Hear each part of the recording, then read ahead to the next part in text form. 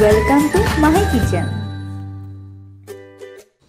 आज आपण चना डाळची चटणी बनवणार।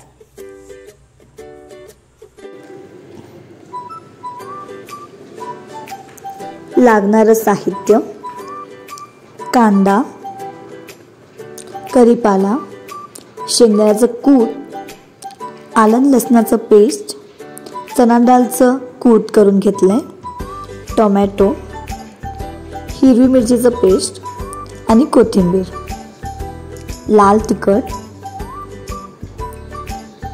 हळद, मीठ, मोहरी, जिरे आणि मसाला आणि तेल।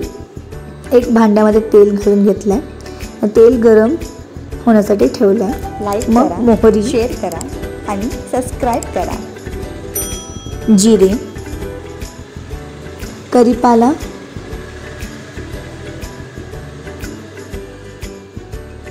आणि आलं लसूणचं पेस्ट फोडणी दिलेला आहे स्टार्टिंगला। आणि एका भांडीमध्ये पाहिजे तेवढं पाणी गरम करायला ठेवलंय। मग कांदा,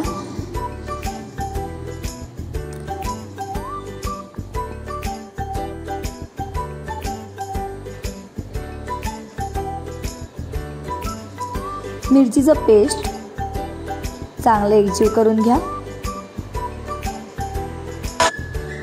टमाटे छानपैकी उकळ आलेला आहे। मग हळद, मीठ,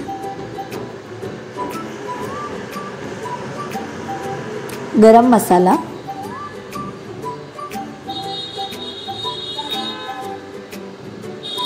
तिखट आणि एका वाटीमध्ये थंड पाणीमध्ये चना डाळचं कूट घालून एकजीव करून घ्या छानपैकी।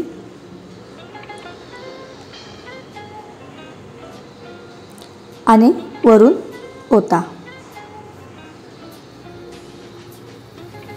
पुन्हा एकदा छानपैकी एकजीव करून घ्या आणि गरम करून घेतलेलं पाणी टाका। आणि मी सांबर मसाला घेतलाय।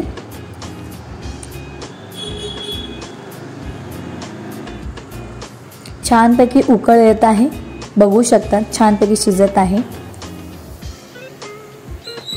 मग थोडंसं शेंगाचं कूट ऑप्शनल आहे, पाहिजे तर टाकूही शकतात, नसेल तरी चालेल। मग बारीक चिरलेली कोथिंबीर वरून घाला।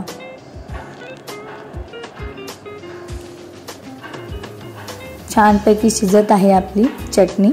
हे कर्नाटक स्पेशल आहे, जे मैदापुरीमध्ये खाल्लं जातं।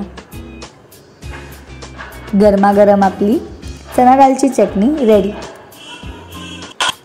तुम्ही पण नक्की ट्राय करा आणि माझं जर हे डिश आवडलं असेल तर नक्की सबस्क्राइब करा, लाईक करा आणि असंच स्वस्त आणि मस्त खात राहा।